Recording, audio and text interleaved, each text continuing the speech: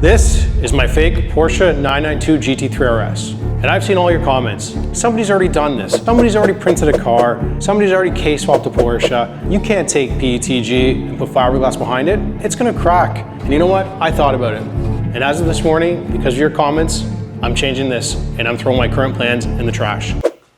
Oh wait, I might need that. And you guys wouldn't be wrong.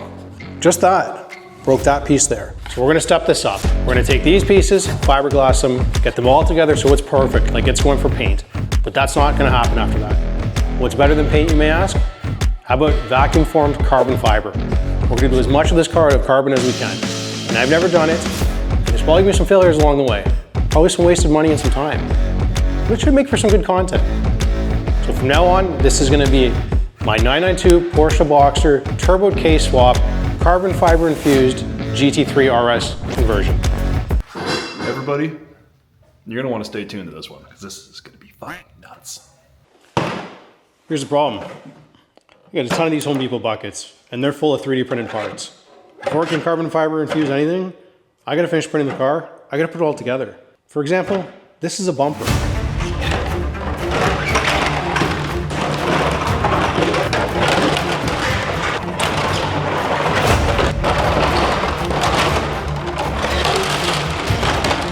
Might need a bigger table. Before I start putting this together, this gives me an idea.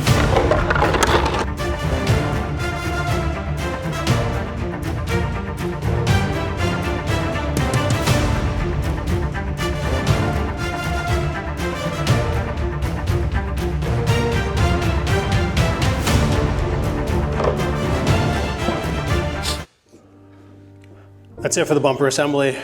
It's pretty impressive when you see it in person. There's all these functional vents. I don't even know if they're gonna work or how they're gonna line up, but there's 66 pieces, I think, overall in this, or 63. It did take a few days to put together. I actually had to go buy a whole new soldering iron. This, or plastic welder, it just burned through the first set. So it's pretty sturdy.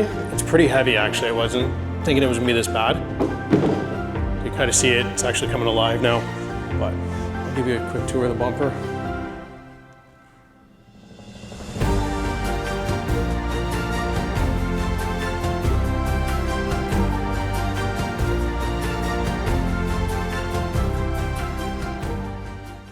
You can't just build plugs for carbon fiber.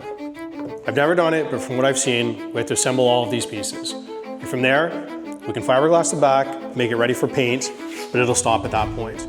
We're then gonna get them ready and make them into molds. Before we do any of that though, after we assemble them, we gotta fit them up on the car. And they don't exactly just click in. I gotta make sure they actually hold, because if these drop, it's gonna be a million pieces. And who would do something like that?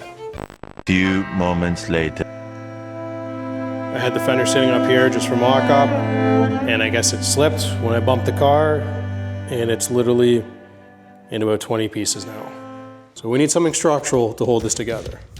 There's nothing more structural than green painter's tape. It's looking pretty crazy. So structural painter's tape is holding it up for the time being. A little nervous, it's probably gonna fall any second here. Look how wide the car is.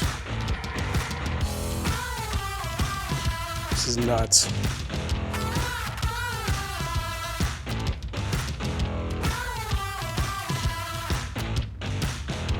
This side's fitting really well on the hood. And then this side, not so much. So I do need to leave a gap, obviously, for opening and closing the hood, so I can kind of shift that over here. Also, I gotta turn these a little bit, which should close this gap up here, and open that up a little bit, which is fine, because that's too tight. And then this is the other area, because if I come further this way, I'll close that gap, which I need to do, but then I'm over top of the wiper. So I have to kind of figure out how I'm gonna do that. This piece here, I may need to scan and then print and do something in carbon, just because you're gonna have gapping unless I come forward. So moving forward is gonna cause another issue. So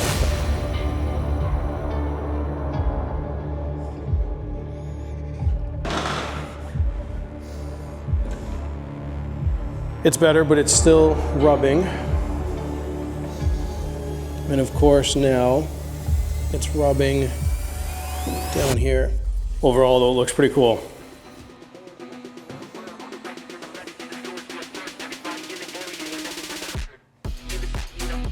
The wheels look tiny compared to how it sits out now.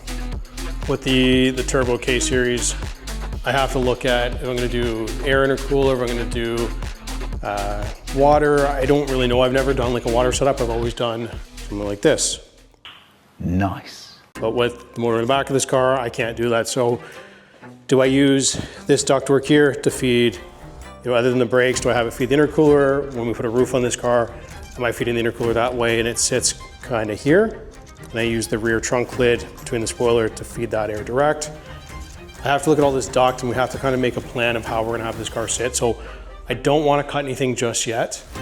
I know I said at the end of the video I was going to have the bumper support bar on and everything, but I got to make sure that we measure twice and cut once, ironically, just because I want everything to sit perfectly. So I'm going to raise this bumper up. I'm going to show you guys what it's going to look like. We've got a lot to go in this series.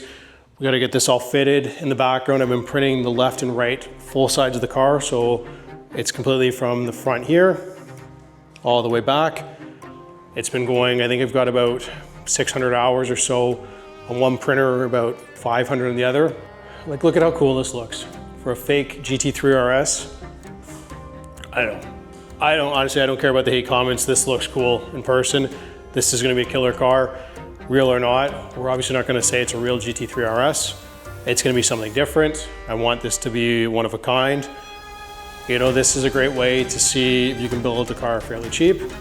Obviously a real car of this stature is unattainable, so maybe one day. But let's see how far we can go with this. So if you guys wanna follow along, drop a like, drop a sub. There's a lot more to go in this car. It is gonna get crazy. Got this one in the background, that one's almost ready. There's gonna be a video on that coming out soon. Super's almost ready, so lots of content, guys. I appreciate all the follows, the likes, the subscriptions, the encouraging comments. So we'll see you next week.